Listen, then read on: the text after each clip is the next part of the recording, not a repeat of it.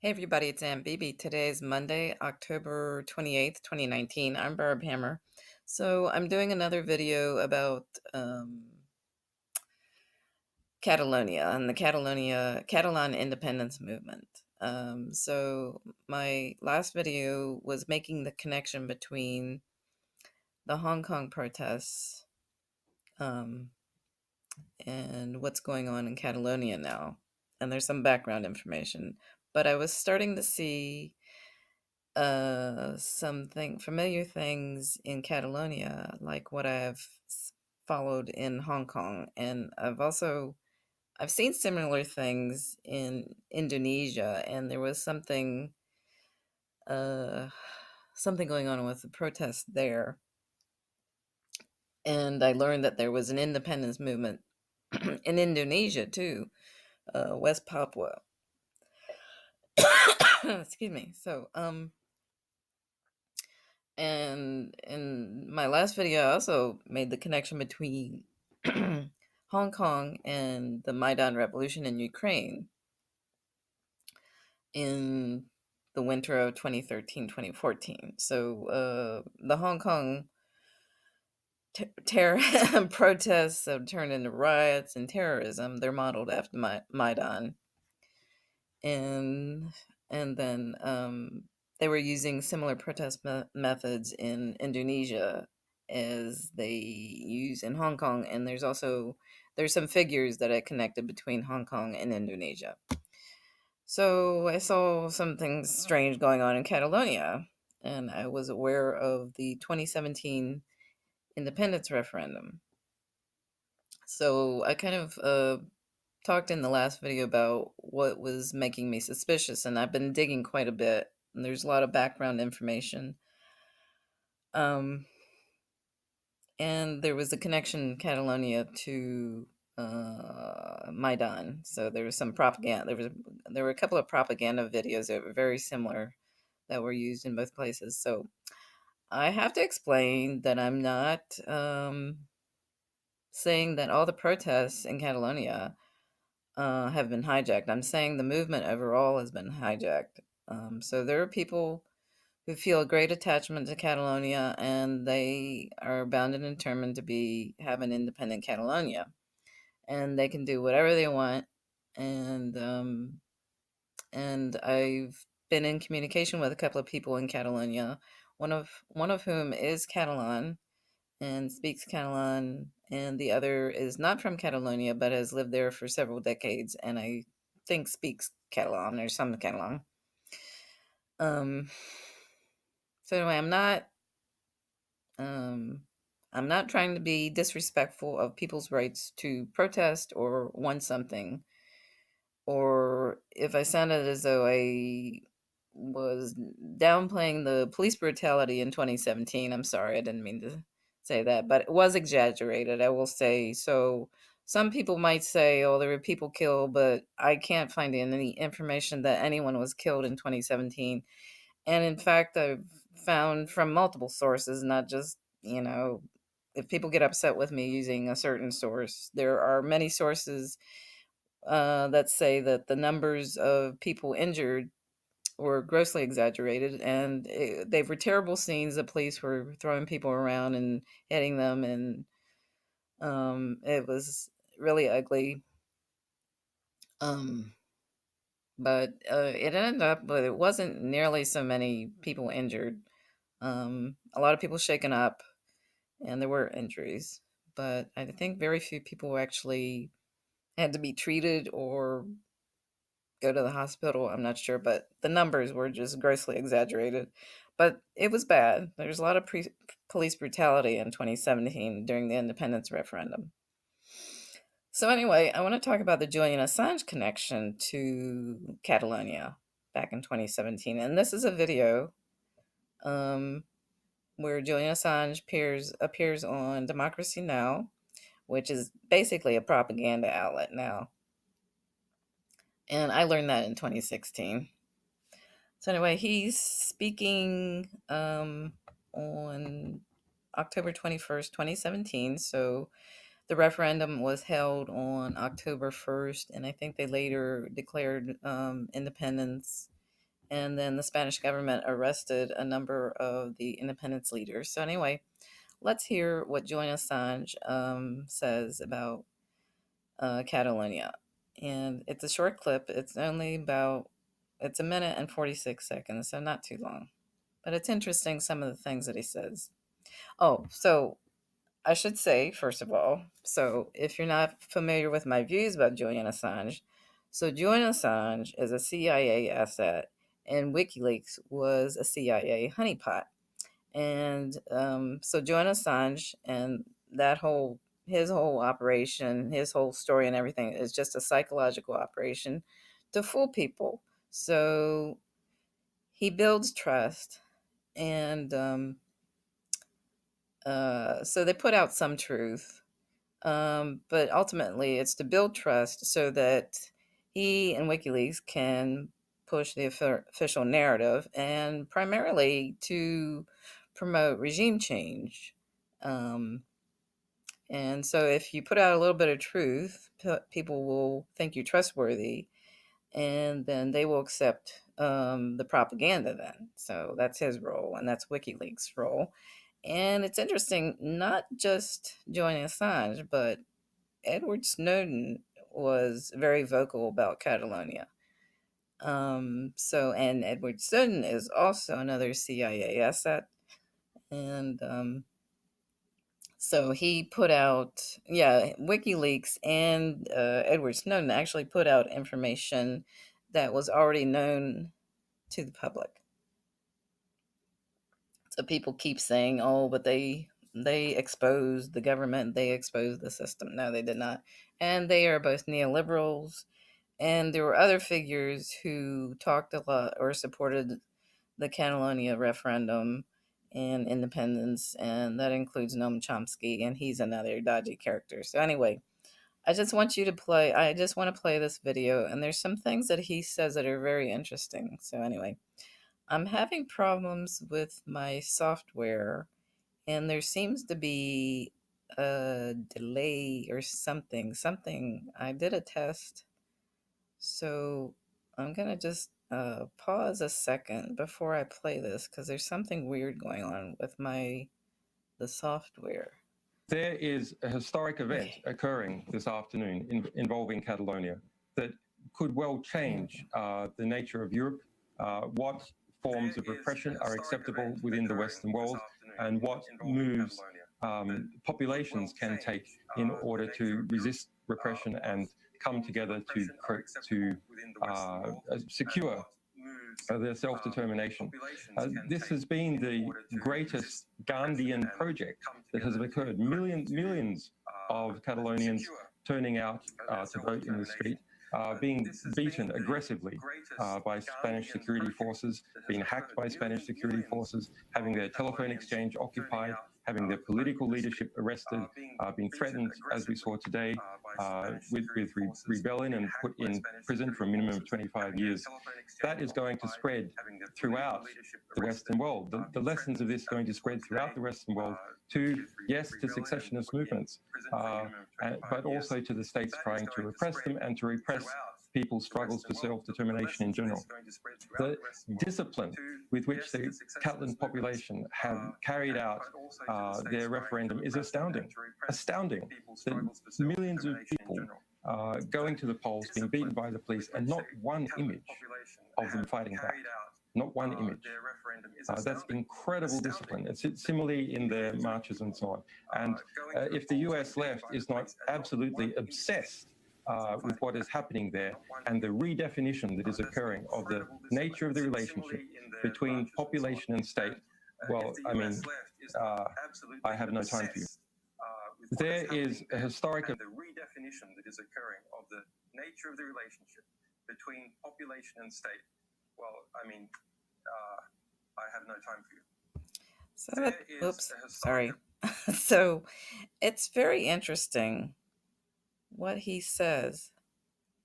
So he says that Catalonia, the Catalan independence movement, is going to change the nature of Europe. And he also calls it the greatest Gandhian project. And he says that this will spread across the world, across the West. And then he scolds people. If the left is not on board with this, then he has no use for them. Well, it's interesting because Julian Assange and Edward Snowden and even Noam Chomsky are basically libertarian. So I think Chomsky sort of espouses anarchism or social libertarianism. Yeah, socialist libertarianism or something. So they're basically all neoliberals, really. And so they all promote regime change. And they have, uh, unfortunately, too many people on the left trust these figures, but they are disinfo. They spread disinformation. And so I just think it's very suspicious that Julian Assange and Edward Snowden and even Noam Chomsky are pushing this Catalan independence movement. So, um, there's an article from The Guardian. I know it's The Guardian, but it's interesting what it says. It explains, it talks about how Edward Snowden became very vocal about Catalonia, and so supposedly caused a problem with his situation at the embassy, the Ecuadorian embassy in London. Um, so apparently, Spain was not happy with Julian Assange tweeting like crazy about um, the Catalan independence referendum, and it caused some tension between Spain and Ecuador. And Julian Assange even met with a couple of separatists. So here's an image of the protests, and it's interesting. I find there's a big connection between the Scottish independent. This is a Scottish independence flag and the Catalan independence movement. And I've got my doubts about the Scottish independence movement. I've been seeing some things there too. And I've got a lot of information, so I'm just doing this bit by bit, my videos. Um, so he met, so after, it was actually after the Catalan independence referendum that he met in November um, at the embassy with a couple of Catalan independence figures. And interesting enough, they are both basically big businessmen. Yeah. So, yeah, he was visited by Oriol Soler and Arnaud Grignol. And so they're both basically big businessmen, and they have close ties to these NGOs, these Catalan NGOs, independence NGOs now. And there's a lot of big money, a lot of dark money that's being pumped into these organizations. So he met with them in November after the referendum, yeah, a little over a month. And oh yeah, so it was 13 days after the Spanish government had responded to, yeah, there was a unilateral declaration of independence. And so a number of the Catalan independence leaders were arrested, and they have recently been sentenced. And um, yeah, so here, yeah, this mentions in the video the most disciplined Gandhian project since Gandhi, or the biggest. I'm not sure he said disciplined anyway. Yeah, this was another thing he said that was interesting, the redefinition of the relationship between people and state. So this is what I'm going to get at in other videos, is this is something going on, the plan in the EU. There are big plans to really shake up the EU, not to destroy the EU, but to break up countries within the EU. And I would say Spain is kind of like the low hanging fruit. So the Spanish government does not have a very good reputation. They have a lot of institutions that are kind of holdovers from the Francisco Franco fascist regime. Um, So anyway, he also yeah. So after he was tweeting, he got into trouble with the Ecuadorian government supposedly, and then his internet access, Assange's internet access at the embassy was cut. I said cut off, but he wasn't really staying at the embassy. This is all a psyop, so don't be fooled by all this stuff. And I'm not of the opinion. So Julian Assange and Edward Snowden are not Russian assets. No, they're not. So there are two stories, but I'm not. I don't think the whole Catalan independence referendum was really grassroots. There was something going on behind the scenes. And nor am I of the opinion that Russia was behind the Catalan independence movement. So I'm not buying that either. Um, so there's a big connection between Assange and the Catalan independence movement. And what's interesting is Assange, it says in this article, what's interesting is Assange met with two members of a Spanish anti austerity party called Podemos in 2016. So he met with these two figures, Pablo Bustandoy and Miguel Ongil. Okay. Anyway, so he met with them. But what's interesting, he met with those two, but he didn't tweet about, neoliberal austerity because, well, Julian Assange is a libertarian, so he doesn't really have a problem with neoliberal austerity. So he was quiet about that. He meets with these two figures who oppose neoliberal austerity in Spain, and he's quiet about that. But he is very vocal about the Catalan independence movement. And I'm going, well, what's with that? What's with that? Um, so a lot of interesting things here. So this is from the Sydney Morning Herald, and it's a mainstream media outlet, but it just talks about how Assange and Edward Snowden were very vocal in 2017 during the Catalan independence referendum. So it's going to push this bullshit uh, about there being Russian assets, but that's not. I'm just showing this article because it just talks about how much they were tweeting. So turns out when there was analysis of the tweets from different accounts about Catalonia, this hashtag Catalonia, number one was Snowden, actually. Oh, okay. Number one was Snowden. Number two was Julian Assange. And number three was a WikiLeaks. And number four was RT. So RT is a Russian news outlet. And I've been told that actually RT might be. Oh, yeah. And then number five is Nicola Sturgeon. And so she's the head of the Scottish Nationalist Party. And anyway, that's interesting. So somebody was telling me that I was told that RT actually, yeah, RT has changed. So after 2016, I started seeing 2017, there's something not quite right about RT. So they put out a lot of disinformation now. So you got to be careful with RT. And I think that's because they had to register as a foreign agent. And I have heard that there is private money behind RT now. I don't know if that's true, and I haven't really looked at that. So anyway, so they were tweeting like crazy back in 2017 about the Catalan independence movement and their CIA assets. So I'm just very suspicious of this whole agenda. And I have reason to believe I have a lot of information about what is really planned for Europe, and it's to break up countries like Spain. I have a lot more information about that. The other thing that's weird is, well, not weird, but disturbing, is Julian Assange compared, if it'll come up.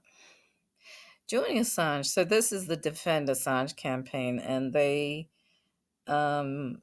is the account for the legal campaign to free Julian Assange. So that account basically speaks for Julian Assange. And so they compared, so there's this tweet. Spain, this will not work in Catalonia. The Catalan people have a right to self determination, arrest, only unify and strengthen them. So they're making this comparison between the Spanish, and this was from before the referendum. So they're making this comparison between the Spanish government and the Chinese government. So there's this image of tank, this famous propaganda image of Tank Man from after Tiananmen Square. So everybody accepts the official narrative that there was a massacre in Tiananmen Square and the evil Chinese government carried out a crackdown on the protesters there. Well, it's an interesting, you know, it's interesting that this image is being used because um, I did a video about this and I found out more information about Tiananmen. So Tiananmen was the first color revolution. Yeah, and the godfather of the color revolution, the CIA academic Gene Sharp, was there, and the Chinese government um, figured out what he was about, and he wanted to overthrow the government, so they kicked him out. So Tiananmen, first color revolution, and they're making the comparison between Catalonia in Spain and Tiananmen in China. Interesting. Interesting. And this kind of connects up with my noticing Hong Kong's connection to Catalonia. So that's another color revolution there. So I've kind of suggested that seems to be there's color revolution being regime change operations going on in Catalonia. So Assange is using a Western propaganda image, or his people are. Well, that's interesting. And so he talked about a Gandhian, that this was a big Gandhian project. And so I've learned too, looking at Gene Sharp's um, work and what's inspired him.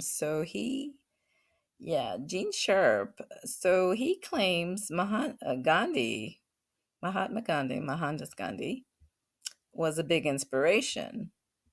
And all of his proteges talk about Gandhi. So it's all about nonviolent resistance. And when you hear nonviolent, that's double talk, double speak. So when they say nonviolent, they mean violent. They don't say peaceful, they say nonviolent. So it's opposite of what they're saying. And I wanted to say so people are always making this Catalan. Yeah, so this is from the anti-war site I can't stand now because it's a bunch of libertarians and it's just they push a lot of official propaganda. So anyway, they use this analogy, comparison between Catalonia and Tiananmen Square. So anyway, I forgot about that. So Gene Sharp and Gandhi. So really, okay. So Gene Sharp, who created these color revolutions, he was a neoliberal cold warrior, basically. Neoliberal cold warrior. So yeah, and unfortunately these people, they just take and Noam Chomsky praises Gene Sharp. Yeah, that's the other thing. And let's see. Yeah, and Gene Sharp was nominated for the Nobel Peace Prize, but that doesn't mean anything. Yeah, compared to Gandhi, Sharp has been praised by progressive heavyweights like Howard Zinn and Noam Chomsky, nominated for the Nobel Peace Prize 4 times, and compared to Gandhi. Yeah. So he takes Gandhi's idea about nonviolent resistance or whatever, and Gene Sharp twisted them into regime change, how to carry out a regime change and make it look like it's grassroots. That's the thing about color. They're made to look like grassroots, and they use violence. Yeah, they use violence, but they're made to look like, and they like to create tension, and so they want to see scenes of police brutality or government repression or whatever. That's what they want. Um, yeah, so it didn't like centralize government. Yeah, so Gene Sharp, here it says,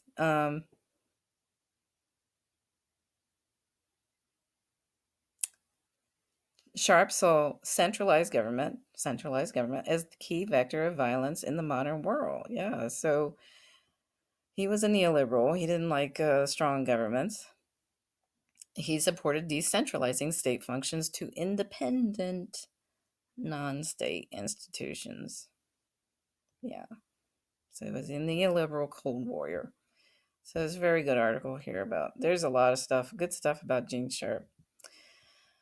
So it's interesting that Julian Assange is using that comparison to Gandhi. Yeah. And he's saying there are big changes planned for Europe, and this will sweep across the West, and there will be these um, struggles for self determination, like for the Catalan people.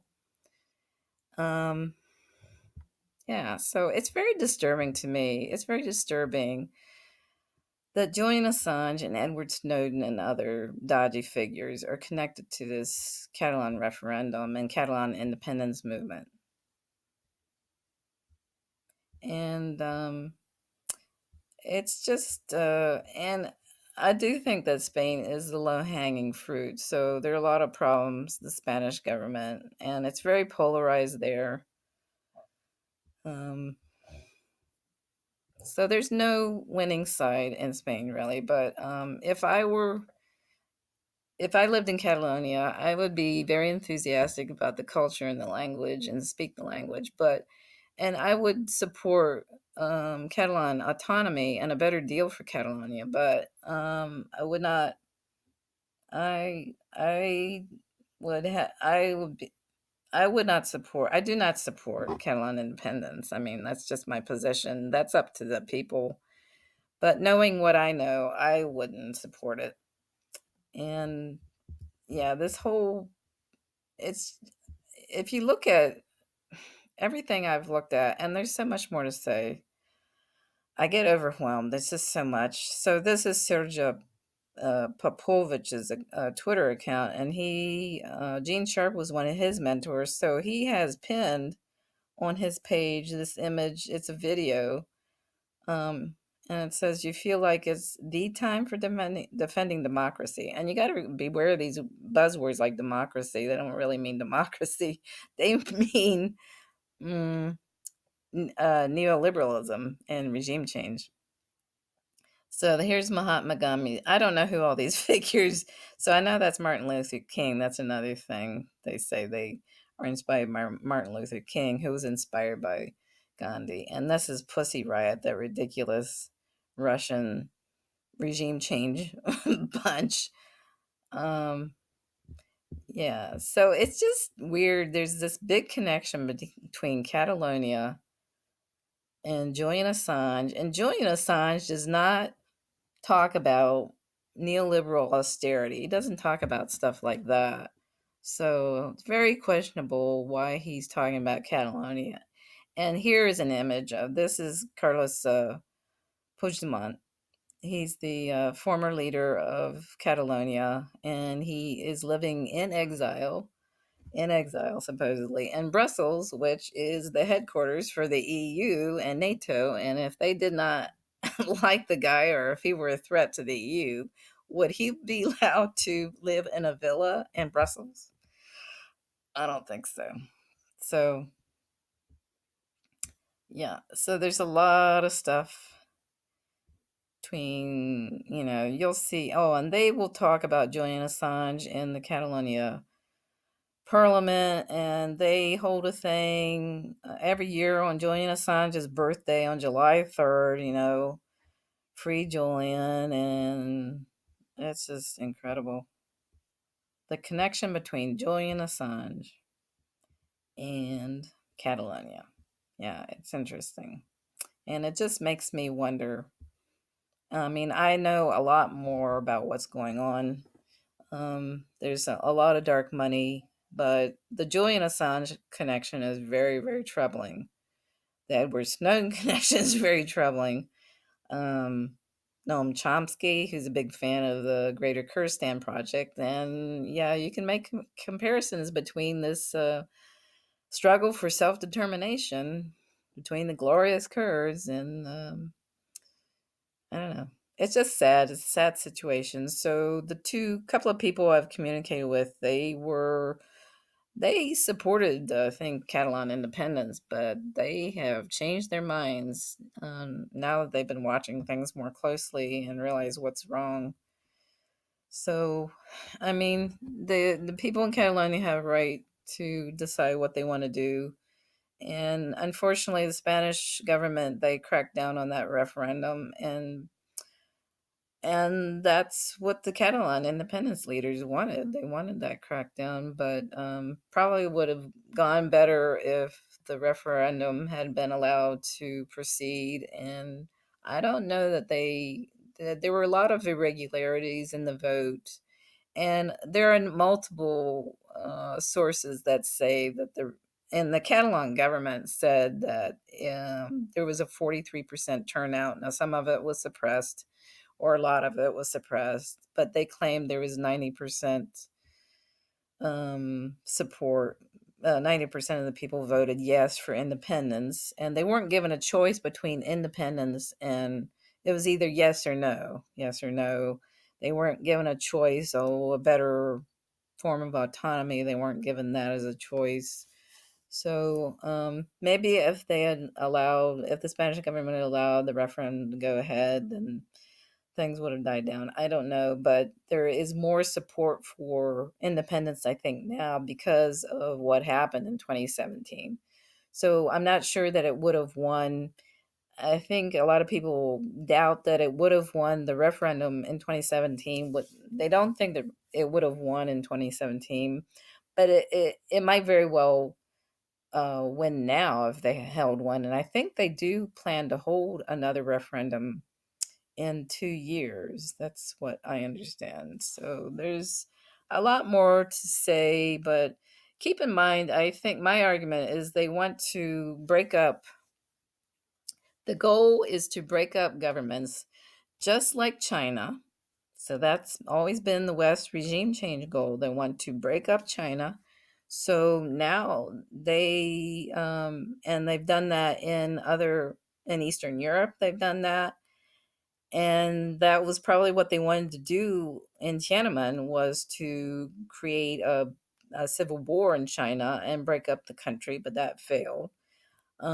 So I think the agenda now, it seems to be that they want to break up countries in the EU. And I have more information about that. And it won't make life better for people in the EU.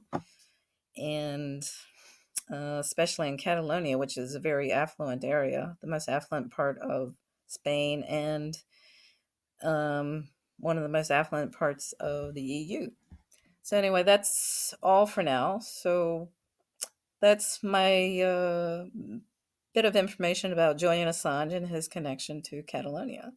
So, it should disturb a lot of people, this connection, and I'm not dismissing people in the streets peacefully protesting, but what I know, I don't support Catalan independence, or if I were in Catalonia, I would not support it. So anyway, that's all I have to say for now. So thank you for your patience, and I will talk to you again soon.